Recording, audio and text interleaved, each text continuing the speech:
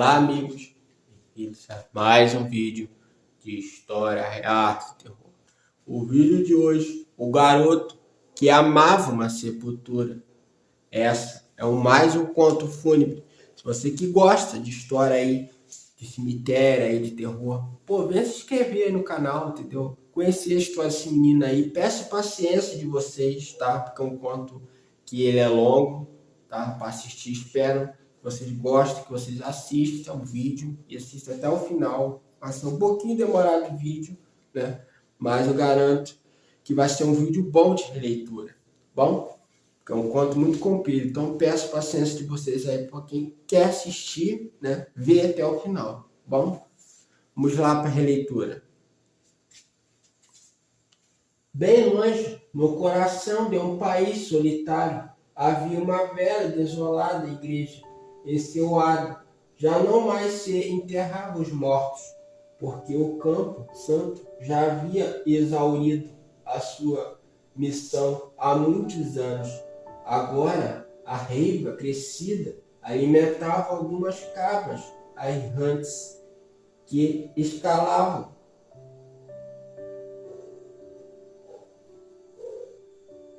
os muros em ruínas e percorriam o triste deserto de sepulturas.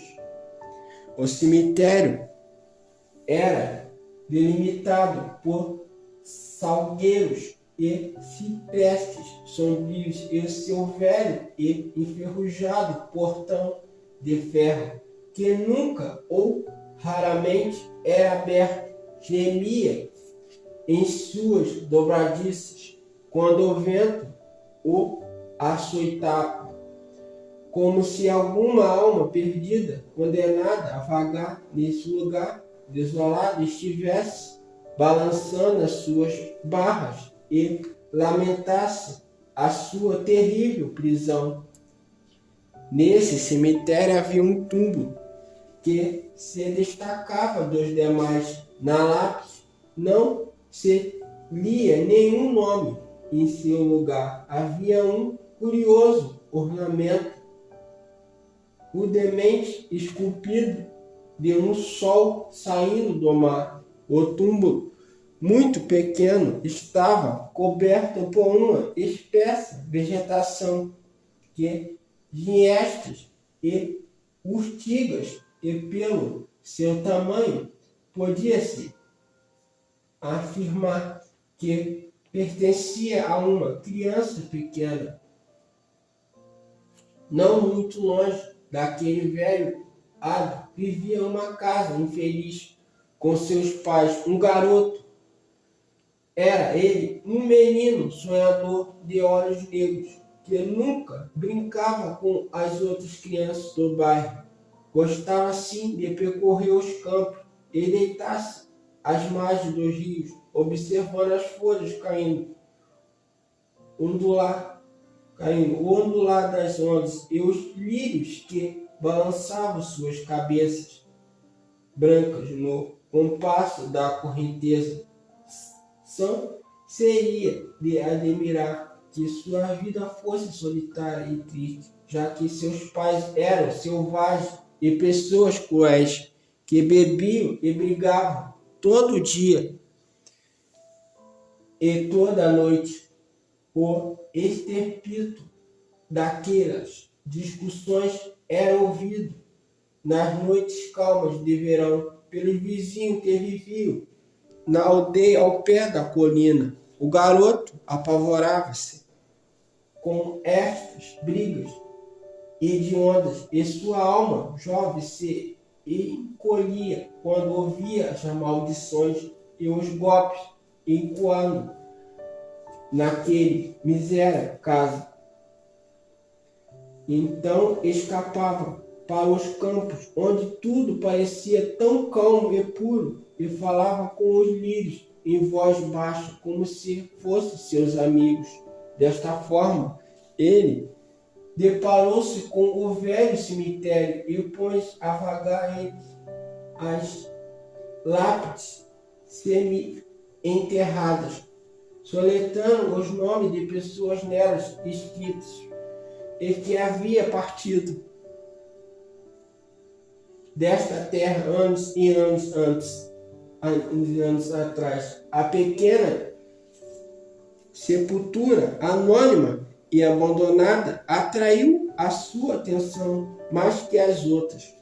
O ornamento composto do sol nascendo do mar era para ele uma fonte perpétua de mistério e admiração. E assim fosse dia ou fosse noite, quando a fúria de seus pais o espantava de casa, ali o garoto se refugiava, atirando-se à espessa reiva na qual se estendia, ficando a imaginação quem poderia estar ali enterrado. Com o tempo, o seu amor pelo pequeno túmulo tornou-se tão grande que ele o adornou com seu gosto infantil.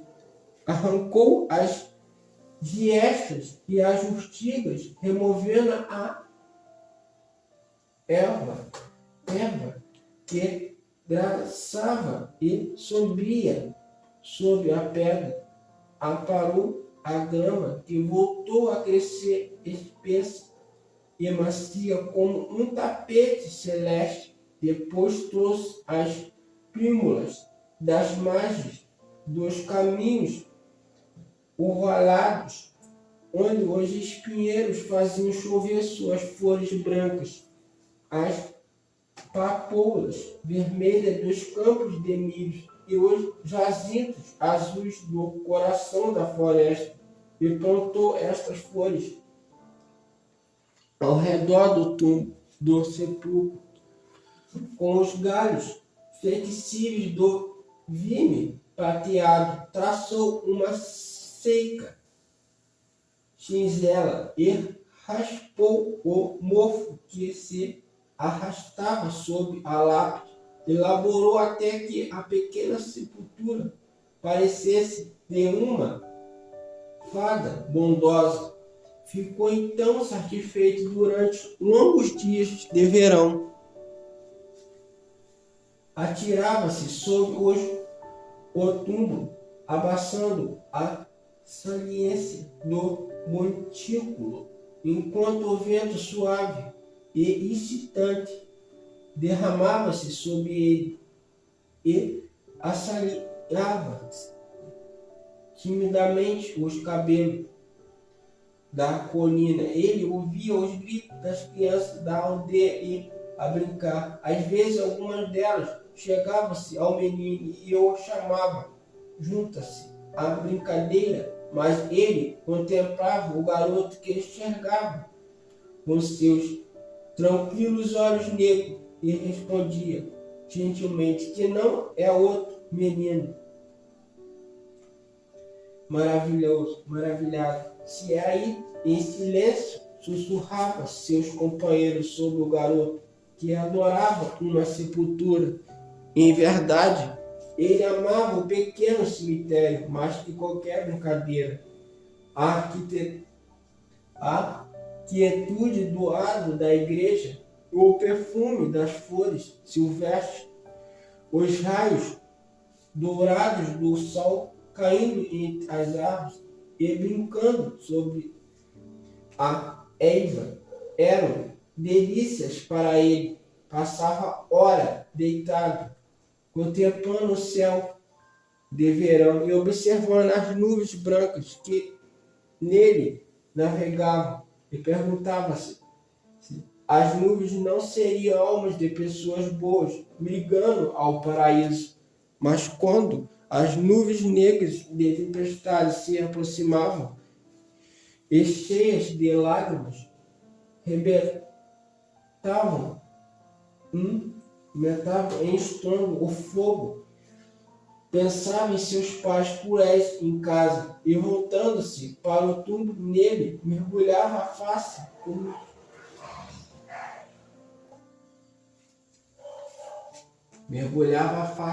como este fosse seu irmão mais velho.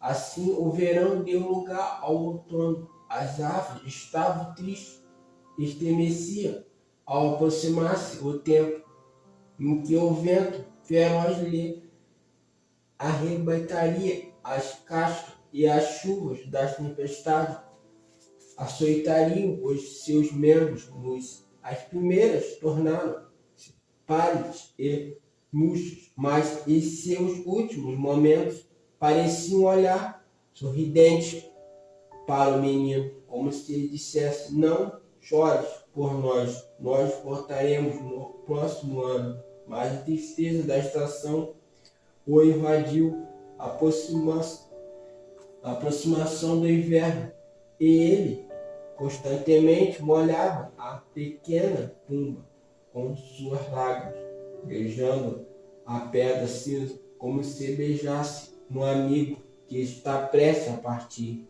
A tardinha, quase ao fernecer do outono, quando as árvores jaziam as marrons e sombrias e o vento parecia uivar malignamente sob a colina, o garoto sentado sobre a tumba ouviu o gemido do portão sobre os seus gonzos enferrujado e ao erguer os olhos viu acesa uma estranha procissão. Havia 5 homens, 2 conduziam entre si uma caixa comprida, coberta por um pano negro.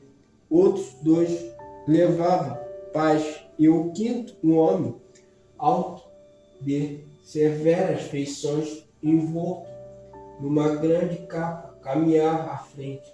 Quando o garoto viu a comitiva no cemitério, movendo-se de um lado para o outro, tropeçando nas lápides semi-enterradas ou parando para examinar as inscrições meio apagadas, seu pequeno coração quase parou de bater. Ele se encolheu detrás da pedra cinza na qual se esculpia o estranho ornamento, tomado por um terror mortal. Os homens caminhavam de um lado para o outro, com um homem alto à frente, esmiuçando constantemente a grama espessa e parando ansiosamente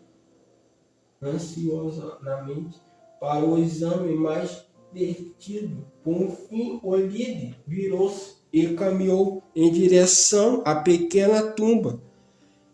Abaixando-se, contemplou a pedra cinzenta. A lua acabara de nascer e a sua luz incendiou sob a peculiar escultura do sol a nascer no mar. O homem alto, em seguida, acenou para os companheiros. Entrou para os companheiros. Encontrei a tumba, disse. Está aqui. Ao ouvi-lo, os demais se aproximaram e os 5 homens postaram-se junto ao túmulo. O menino, que permanecia detrás da lápide, mal conseguia respirar. Os 2 homens que seguravam a caixa debruçaram sob a reiva. Quando tiraram o pano, expulsaram ao olhar da criança um pequeno ataúde de ébano reluzente, coberto por ornamentos prateados, em cuja tampa, também lavrada em prata, a luz da lua, que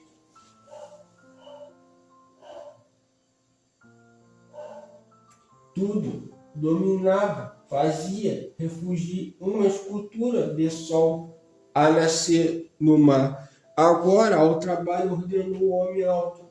Prontamente, os 2 homens que traziam as pás mergulharam no pequeno túmulo. O menino pensou que o seu coração rebentaria e, não podendo mais conter-se, arranjou-se sobre o montículo gramado ao estranho líder.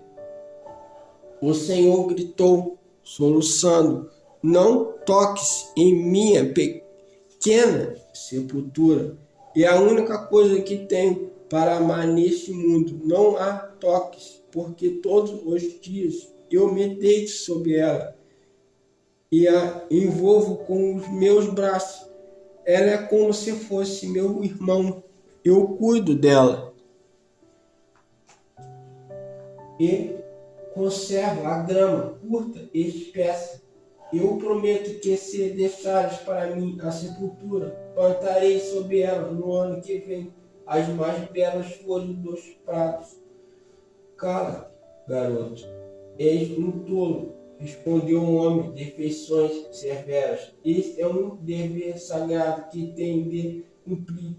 Quem aqui jaz sepultado era uma criança como tu, mas de sangue real, e os seus antepassados repousam em palácios. Não é adequado que ossos como os deles descansem em solo comum do outro lado do mar. Um grande mausoléu os aguarda, e vim buscá-los para depositá-los em uma urna de porfiro e mármore.